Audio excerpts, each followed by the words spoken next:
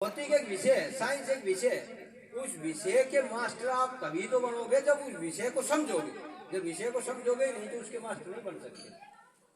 अब मैथ ये बच्चा पढ़ रहा है, अब इस बच्चे को उस मैथ का ज्ञान होगा, मुझे नहीं होगा। मनुष्य शरीर तो मैं भी पाया हूँ, 2 हाथ 2 पैर नाक कान मेरे पास भी है। लेकिन जो बच्चा उस सूत्र को जानेगा वही उस सवाल को निकाल पाएगा। जिसको सूत्र याद नहीं वो सवाल नहीं निकाल पाएगा। बस यही बात आज आप पकड़ के रखो कि भक्ति एक विषय है, और विषय को जब तक नहीं जानोगे तब तक आप भक्ति नहीं कर पाओगे। और जो देखा देखी कर रहे हो, ये तो भेड़ चाल है, एक भेड़ ट्रैक्टर कर रही है 100 भेड़ जाए। आपको बोलो भाई गुरु बिन ज्ञान नहीं, गुरु बिना मोक्ष मुक्ति नहीं। भाई एक अक्षर सुन लियो कि भाई बगैर गुरु के मोक्ष और मुक्ति नहीं।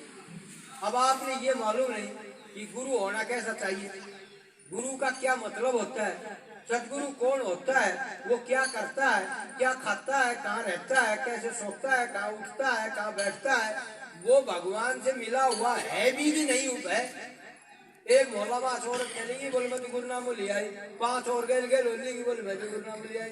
अब गुरनाम लेकर आएगी, उन्हें नुवेर ना गुरु कैसे, नाम कैसे, गुरनामा मतलब कैसे उन्हें मालूम नहीं। कोई सारा जीवन बीत जाएगा लेकिन एक चीज नहीं सीख पाऊँ गुरनामा का मतलब कैसे। एक बार चली आएगी, कोई बोले भाई हम भी सत्संगी जा, हम भी गुरनाम। अरे तुम कैसे गुरनाम ले रहे हो, तू कब जा ना आवा ना, विद्यालय में तू पढ़ा ना, अटेंडेंस तेरी ना, हाजिरी तेरी ना, घंटी तू ले आना, पीरियड तू ले आना है, कुछ तू जो से मेहनत तू करा ना, दलियो खिचड़ी खाए के तू मेहनत करा ना। अब 1 किलो टिकट नेप के जट्टे नोट तो आएगो, 5-7 रसगुल्ला, 5 का पूरी फटकार के सोई सुबह उठ के फिर काम धंधा में लाई, बोल भाई मैं भी सत्संगी में भजन करूँ।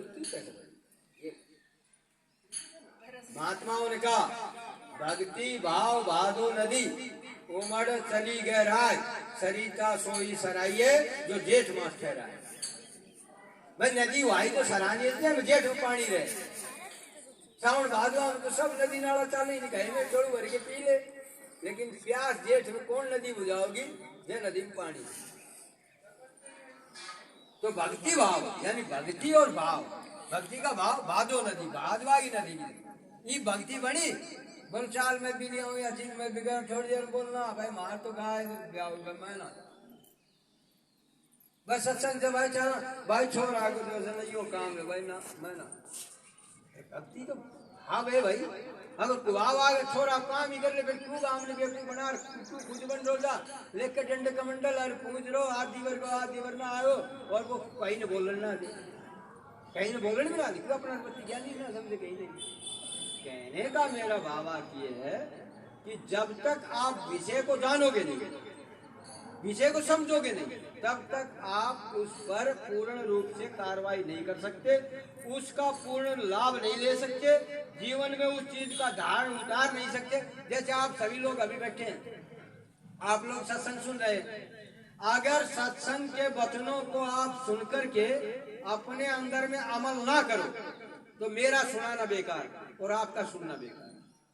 भाई क्यों अपना समय खराब कर रहे हो, और क्यों देखो कहीं भी दूर आप जाओगे, किसी का भी सत्संग सुनने जाओगे या किसी को कुछ ले ले, अरे जब घर से समय लगा रहे हो, घर से पैसा लगा रहे हो और दिक्कत तकलीफ बस ट्रेन में पड़ के तकलीफ उठा के वहां जा रहे हो, अगर वहां से कुछ लेकर नहीं आए बेकार है। अब उनके वह काम आएगा। अभी देखो रेवाड़ी में एक कथा हुई थी,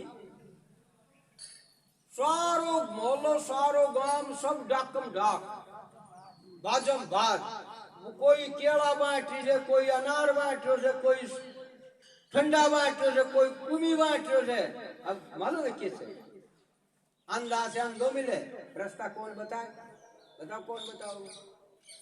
अब किससे मारी आपकी भक्ति, यही आके खड़ा बोलो बाबा मेरे छोर नौकरी लाई जा, तेरे एक तनखा चढ़ा दूं, तो बाबा तनखा में नौकरी लगाने क्या है ये काल का एजेंट है इस मनुष्य शरीर में मन, और वो मन हमको घुमाए मार रहा है। मन ने कह दी बस अगर बस घुमा ली टिक को काट लियो, बोलो भाई भाई की गलती, मन ने स्वीकृति दे दी। देखो मंदिर के अंदर मंदिर को बनाने वाला इंसान ईंट बाटा छोरिया गारा इकट्ठी करके चंदो इकट्ठो करके मंदिर बनाए, उसके अंदर मूर्ति को बनाने वाला कारीगर, दो आंख के, दो कान के, दो नाक के सुराख की छाती पर बैठ के मार मार हथौड़ी मार मार छीड़ी और उन्हें फोड़े से, और उसके रंग पेंट करनी हो इंसान, और उसको लेकर आने वाला इंसान वहां से खरीद के, और वो मंदिर में स्थापित करने वाला इंसान। देखो कितना पढ़ा लिखा जमाना और कितना समझदार अपने आप को लोग ज्ञानी समझते हैं। जब वो मंदिर में जब विराट मतलब वो लगाई जाए जो मूर्ति, तो मेरे से सारा पढ़ा लिखा ज्ञानी ज्ञानी बड़ा बड़ा पंडित मेरे क्या किया, बोलो प्राण प्रतिष्ठा हो रही है। प्राण प्रतिष्ठा मतलब मालूम क्या, जिसके अंदर प्राण आ जाए, प्राण ठहर जाए, प्राण रुक जाए, उसको कहते हैं प्राण प्रतिष्ठा। और धर्म प्रेमी भाई बहनों, हम आपको सच्चाई बताने आ रहे हैं, ये प्राण प्रतिष्ठा इस बाहर कहीं हो ही नहीं, नियम ही नहीं है। प्राण प्रतिष्ठा हमेशा गर्भ में होती है।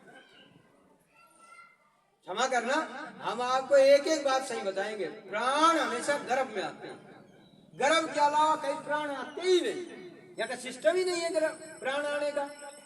तो बताओ बिना सिस्टम के, बिना विधान के आप बताओ कितना बेवकूफ बन रहा हो। आगे एक मूर्ति कहीं मंदिर में रख दी और कह रहा बोलो प्राण प्रतिष्ठा।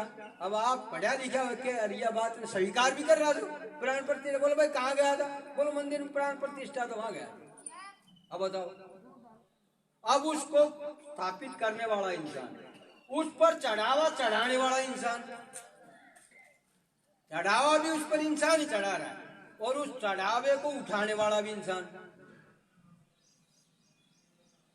भाई वो चढ़ावा जो चढ़ गया उसको उठाने वाला भी तो इंसान ही है, और फिर उस चढ़ावे को खर्च करने वाला भी इंसान ही। तो बताओ, अगली बात सुनिए, ये यहाँ की एक व्यवस्था है।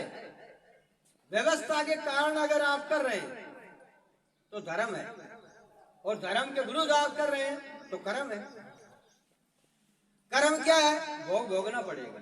जो कर्म आपने कर दिया वो भोगना पड़ेगा, इसको कहते हैं कर्म। और धर्म क्या है, धर्म ये है कि जो विधान है, जो संविधान है, जो मानवता है, और मानव क्या कर सकता है, उसका क्या क्या उसके तौर तरीके, रहने के, खाने के, सोने के, बैठने के, उठने के, बोलने के, भाषा के, चाल के, चलन के, ये जितने तौर तरीके हैं, ये वो है कर्म, यानी वो है धर्म। कि भाई मनुष्य शरीर में आ गया तो ये करेगा तो ये धर्म, अगर इसे हटकर करेगा तो कर्म है। तो मानव धर्म, इससे बड़ा इस संसार में कोई धर्म। मानव यानी मनुष्य शरीर आप पा गए, और मनुष्य शरीर में रहने की क्रिया अगर आप करने लगे तो आप मानव धर्म में। भाई मानव धर्म क्या कहता है, आप धर्म के साथ जुड़े हैं।